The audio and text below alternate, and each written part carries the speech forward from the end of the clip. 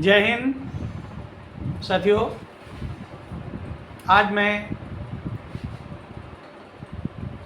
महाविद्यालयों में जो शिक्षक और शिक्षकेतर कर्मचारियों की नियुक्तियों को लेकर के मेरे मन में एक विचार आया, वो मैं आपसे साझा करूंगा।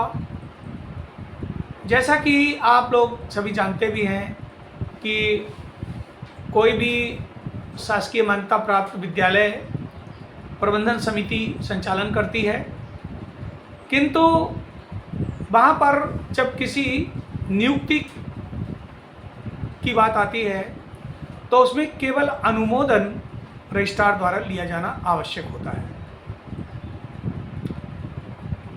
रजिस्ट्रार द्वारा ही नियुक्ति क्यों नहीं की जाती है?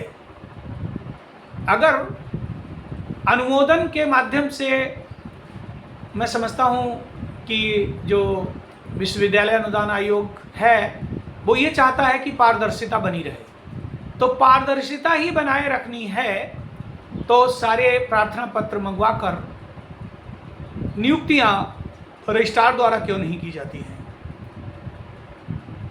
आप लोग सोच रहे होंगे कि मैं ऐसी बात क्यों कर रहा हूं। मैं इसलिए कर रहा हूं कि बामुश्किल आज हमारे देश की 14 करोड़ जनता जो गरीब है, उसमें से भी बच्चे पढ़ लिख कर विश्वविद्यालय में नौकरी करने योग्य बन जाते हैं, लेकिन उनके पास अर्थ अभाव होता है। अनुमोदन के नाम पर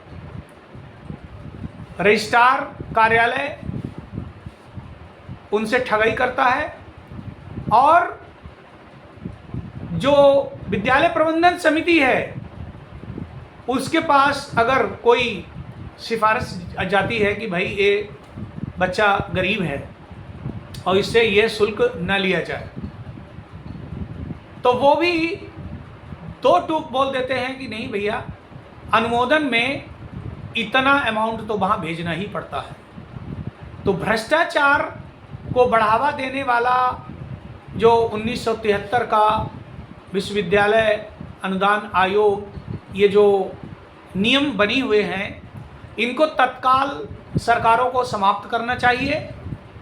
और चूंकि प्रबंधक को कार्य लेना होता है, प्रधानाचार्य को कार्य लेना होता है, शैक्षणिक गुणवत्ता की परख प्रधानाचार्य से अच्छा कोई नहीं कर सकता है, प्रबंधक भी उतना अच्छा नहीं कर सकता है। तो नियुक्ति का दायित्व तो जो विश्वविद्यालय हैं, महाविद्यालय हैं, उनके प्रधानाचार्य और कुलपतियों पर निर्भर होना चाहिए।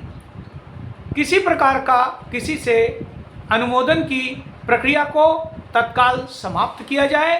मैं अपने देश के महामहिम राष्ट्रपति महोदया से अनुरोध करता हूं कि गरीब जनता को अगर हम शोषण मुक्त करना चाहते हैं तो हमें तत्काल इस प्रक्रिया को ख़त्म करके नियुक्तियों को आसान किया जाए।